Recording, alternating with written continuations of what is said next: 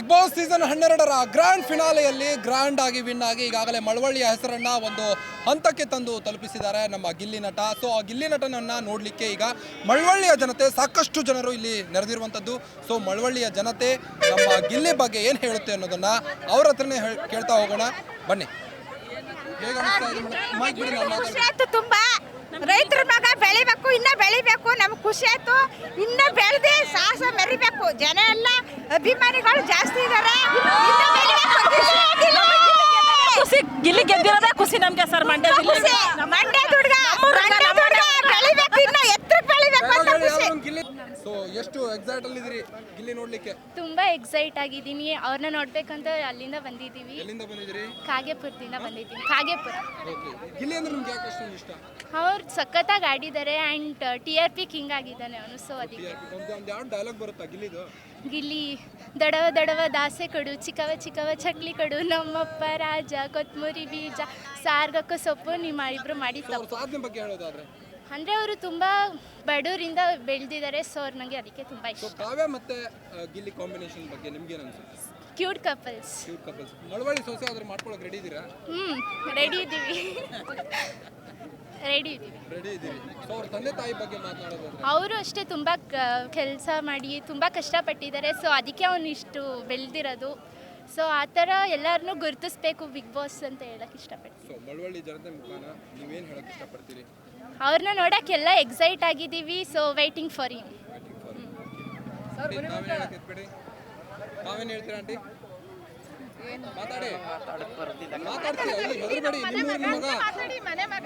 ಅಂದ್ರೆ ತುಂಬಾ ಇಷ್ಟ ನಮ್ಗೆ. ಆ ಬಿಗ್ ಬಾಸ್ ಮುಗಿವರೆಗೂ ನಾವು ಡೈಲಿ ನೋಡ್ತಿದ್ದೋ, 11 ಗಂಟೆ ಗಂಟು ನೋಡ್ತಿದ್ವು. ಬೇಜಾರಾಯ್ತದೆ.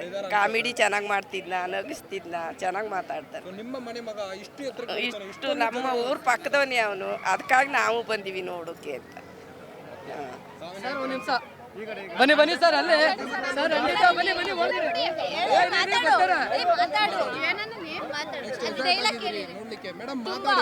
ತುಂಬಾ ಎಕ್ಸೈಟ್ ಆಗಿದೆ. ತುಂಬಾ ಅವ್ನು ಬರೋದು ನೋಡಕ್ಕೆ ಬೆಳಗ್ಗೆಯಿಂದ ಕಾದು ಕಾಯ್ತಾ ಇದ್ದೀವಿ.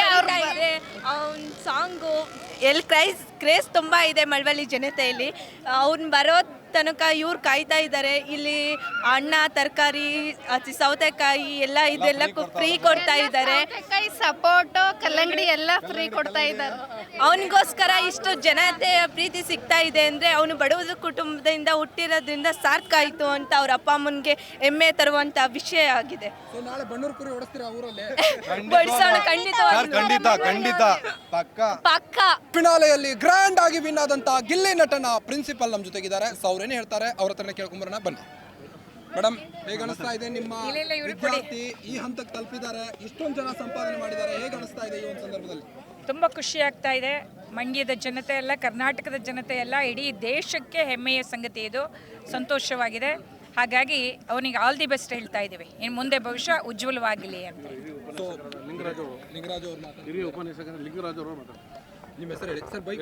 ಲಿಂಗರಾಜು ಬಾಲಕಿಯರ ಸರ್ಕಾರಿ ಪದವಿ ಪೂರ್ವ ಕಾಲೇಜಿನಲ್ಲಿ ಹಿರಿಯ ಸರಣಿ ಉಪನ್ಯಾಸಕರಾಗಿ ಸೇವೆಯನ್ನು ಸಲ್ಲಿಸ್ತಾ ಇದ್ದೀನಿ. ಗಿಲ್ಲಿ ನಟರವರು ನಮ್ಮ ಮಳವಳ್ಳಿ ತಾಲೂಕಿಗೆ ಒಂದು ದೊಡ್ಡ ಕೀರ್ತನೆ ಅಂತ ಇದ್ದಾರೆ. ಅಷ್ಟೇ ಅಲ್ಲ, ಮಂಡ್ಯ ಜಿಲ್ಲೆಗೆ ಅಷ್ಟೇ ಅಲ್ಲ, ಕರ್ನಾಟಕ ಭಾರತ ದೇಶಕ್ಕೆ ಅತಿ ಹೆಚ್ಚು ಶ್ರೇಷ್ಠವಾದಂಥ ಒಂದು ಸ್ಥಾನವನ್ನು ಅಲಂಕರಿಸ್ತಾರೆ ಅನ್ನುವಂಥ ಒಂದು ಭಾವನೆ ನನಗಿದೆ. ಯಾಕೆಂದರೆ ಇಷ್ಟೊಂದು ದೊಡ್ಡ ಪ್ರಮಾಣದಲ್ಲಿ ಕೋಟಿಗಟ್ಟಲೆ ಓಟನ್ನು ಪಡೆದುಕೊಂಡು ವಿಜೇತರಾಗಿರುವಂಥದ್ದು ನಮ್ಮ ಮಳವಳ್ಳಿ ತಾಲೂಕಿನ ಹಳ್ಳಿಯಿಂದ ಹೋದಂಥ ಒಂದು ಯುವ ಪ್ರತಿಭೆ ಇವತ್ತು ಭಾಳ ಯುವ ನಟನಾಗಿ ಬಂದು ಈಗ ಹಲವಾರು ಒಂದು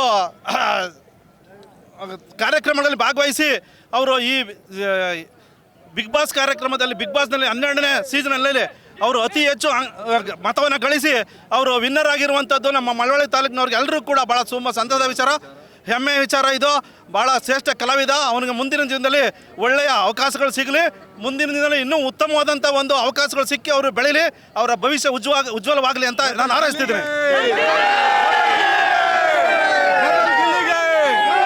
ರೆಬೆಲ್ ಸರ್, ನಮ್ಮ ರೆಬೆಲ್ ಸ್ಟಾರ್ ಎಷ್ಟು ಮುಖ್ಯನೋ ಸರ್, ಇಡೀ ನಮ್ಮ ಮಂಡ್ಯ ಜಿಲ್ಲೆಗೆ ರೆಬೆಲ್ ಸ್ಟಾರ್, ನಮ್ಮ ಇಡೀ ಮಂಡ್ಯ ಜಿಲ್ಲೆಗೆ ರೆಬೆಲ್ ಸ್ಟಾರ್ ಎಷ್ಟು ಮುಖ್ಯನೋ ಅಷ್ಟು ಮುಖ್ಯವಾಗಿದ್ದಾರೆ ನಮ್ಮ ಗಿಲ್ಲಿ ನಟ ಅವರು ಸರ್.